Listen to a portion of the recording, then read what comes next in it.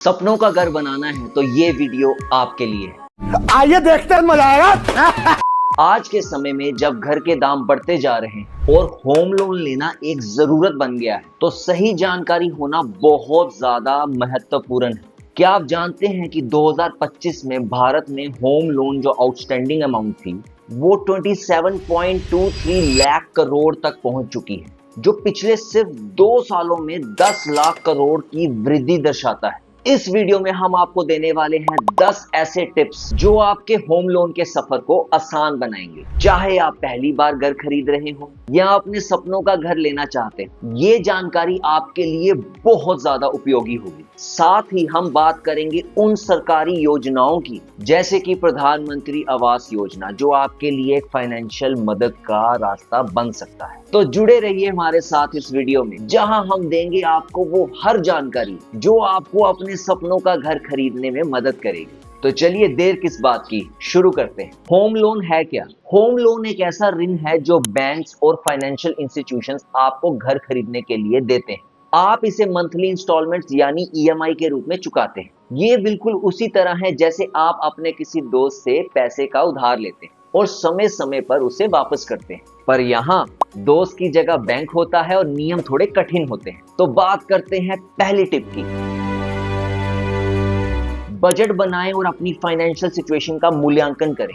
घर खरीदने से पहले अपनी आय, खर्चे और बचत का विश्लेषण करें। सामान्य रूप से आपकी मंथली जो ईएमआई है वो आपकी मंथली आय का 28 से 30% से अधिक नहीं होनी चाहिए। उदाहरण के लिए, यदि आपकी मंथली जो आय है वो 50,000 रुपया है, तो आपकी ईएमआई 15,000 से ज्यादा नहीं होनी चाहिए। दूसरी टिप है क्रेडिट स्कोर यानी सिबिल की जांच करें। क्रेडिट स्कोर आपकी फाइनेंशियल विश्वसनीयता का संकेतक होता है। 700 से अधिक का स्कोर अच्छा माना जाता है।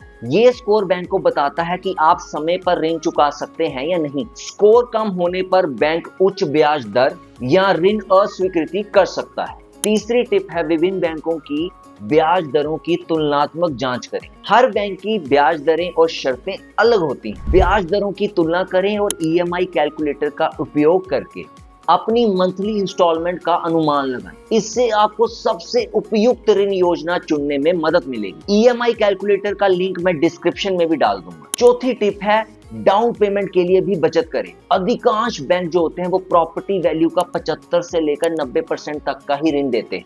शेष राशि आपको डाउन पेमेंट के रूप में देनी होती है। उदाहरण के लिए 40 लाख के घर के लिए आपको 8 से 10 लाख रुपए की डाउन पेमेंट की आवश्यकता हो सकती है। अधिक डाउन पेमेंट करने से आपकी ईएमआई कम होती है और ब्याज में भी बचत होती है। पांचवी टिप है सरकारी योजनाओं का लाभ उठाएं। पहली बार घर खरीदने वालों के लिए सरकार ने कई योजनाएं शुरू की, जैसे कि प्रधानमंत्री आवास योजना। इस योजना के तहत एलिजिबल लाभार्थियों को होम लोन पर ब्याज सब्सिडी मिलती है। इकोनॉमिकली वीकर सेक्शन और लोअर इनकम ग्रुप्स की श्रेणियों के लिए 6.5% तक की ब्याज सब्सिडी उपलब्ध है। CLSS यानी क्रेडिट लिंक्ड सब्सिडी स्कीम, जो PMAY का ही हिस्सा है, इस योजना के तहत पहली बार घर खरीदने वालों को ब्याज सब्सिडी मिलती है, जिससे ईएमआई कम हो जाती है। जैसे मान लीजिए इकोनॉमिकली वीकर सेक्शन के लिए एक उदाहरण लेते हैं। यहाँ आप देख पा रहे हैं कि ग्राहक का नाम मिस्टर रमेश है और इनकी जो सालाना जो इनकी आय है वो 2.5 लाख रुपया है और इनकी आय की श्रेणी क्या रहेगी? EWS। और मान लीजिए लोन लेना चाहते हैं 6 लाख तक का और लोन अवधि है 20 साल की और जो ब्याज दर रहेगा वो 9% है। PMAY और CLSS के तहत EWS श्रेणी के लिए 6.5% तक की ब्याज सब्सिडी उपलब्ध है, जो 6 लाख तक के लोन पर लागू होती है।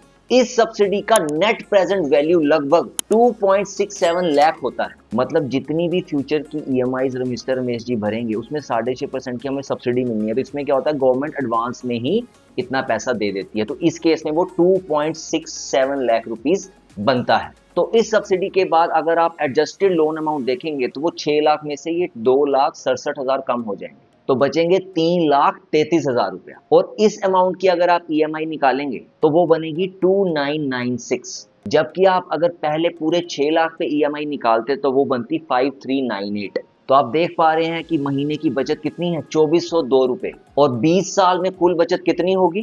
2402 को 240 से गुना करें, क्योंकि 20 साल में 240 महीने होते, तो कुल बचत होगी 5,76,480 रुपया। तो आपने देखा कैसे मिस्टर रमेश प्रधानमंत्री आवास योजना के CLSS स्कीम की वजह से अपने सपनों का घर आसानी से प्राप्त कर पाए। तो आप भी ऐसी योजनाओं का फायदा उठाएं। 6th टिप है, आवश्यक दस्तावेजों को तैयार रखें। होम लोन के लिए आवेदन करते समय निम्नलिखित दस्तावेजों की आवश्यकता होती है, जैसे कि पहचान प्रमाण जिसमें आप आधार कार्ड, पैन कार्ड दे सकते हैं, पते का प्रमाण जिसमें आप बिजली बिल या राशन कार्ड दे सकते हैं, आय प्रमाण जिसमें आप सैलरी स्लिप या अपनी ITR रिटर्न दिखा सकते हैं, पिछले 6 महीनों की बैंक स्टेटमेंट, प्रॉपर्टी से संबंधित दस्तावेज।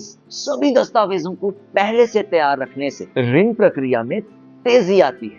7 टिप इज, अतिरिक्त खर्चों का ध्यान रखें। घर खरीदते समय केवल प्रॉपर्टी की कीमत ही नहीं, बाकी अन्य खर्चों का भी ध्यान रखना आवश्यक है, जैसे कि स्टाम्प ड्यूटी और रजिस्ट्रेशन शुल्क। संपत्ति मूल्य का ये 5 से 7% तक रहता है और ये स्टेट टू स्टेट वेरी करता है। दूसरा, प्रोसेसिंग फीस ये ऋण राशि का 0.5 से लेकर 1% तक हो सकता है, ये भी बैंक टू बैंक वेरी करता है। तीसरा, बीमा प्रीमियम। अगर आपने मोस्टली बैंक्स कहते ही हैं कि होम लोन पे आपको अपने घर का इंश्योरेंस करा लेना चाहिए। चौथा, प्रॉपर्टी टैक्स और मेंटेनेंस शुल्क। इन सभी खर्चों को अपने बजट में शामिल करें ताकि बाद में कोई फाइनेंशियल बोझ ना हो। 8वीं टिप है, ऋण अवधि का चयन सोच समझ कर करें।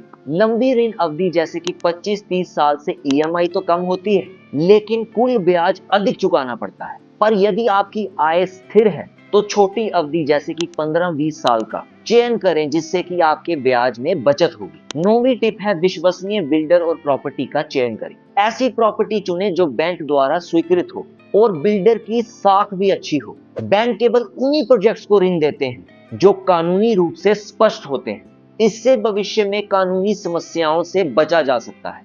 10वीं और आखिरी टिप है, कर लाभ का उपयोग करें। होम लोन में सरकार द्वारा टैक्स में छूट दी जाती है। धारा 80C के तहत 1.5 लाख रुपए तक की मूलधन राशि पे छूट, धारा 24B के तहत 2 लाख तक के ब्याज पर छूट। इन छूटों का लाभ उठाकर आप अपने टैक्स बोझ को कम कर सकते हैं। मैं कुछ आपको रोचक बात बता दूं, रिजर्व बैंक ऑफ इंडिया ने फरवरी 2025 में रेपो रेट को 6.5% से 6.25% कर दिया और फिर अप्रैल 2025 में रेपो रेट को 6% तक ले आए, जिससे होम लोन की ब्याज दरों पे कमी आई है और घर खरीदना पहले से अधिक सुलभ हो गया है। पहली बार होम लोन लेना एक महत्वपूर्ण निर्णय है, लेकिन सही जानकारी और योजना के साथ ये प्रक्रिया सरल हो सकती है। अपने बजट का मूल्यांकन करें, क्रेडिट स्कोर सुधारें, विभिन्न ऋण विकल्पों की तुलना करें, EMI कैलकुलेटर का उपयोग करें और सरकारी योजनाओं का लाभ उठाएं। सही निर्णय लेकर आप अपने सपनों का घर खरीद सकते हैं। अपना ख्याल रखें, फाइनेंशियल डिसिप्लिन बनाए रखें। धन्यवाद। मिलते हैं अगली नई वीडियो में कुछ नए आइडियाज के साथ।